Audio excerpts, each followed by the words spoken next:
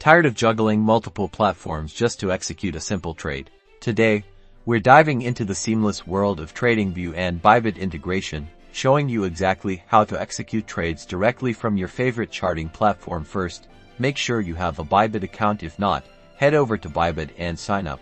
Next, on your Tradingview chart, look down at the bottom panel and find the Trading Panel button. Click it. A list of brokers will pop up. Scroll through and select Bybit.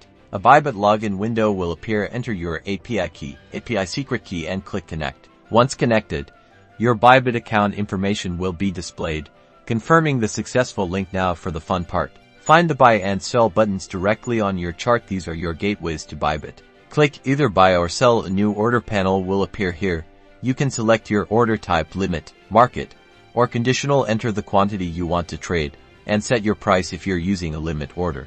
Review all your order details carefully. Make sure everything is correct. Then, click Place Order. Your order will be sent directly to Bybit, and you'll see the filled order right here in your Tradingview order panel.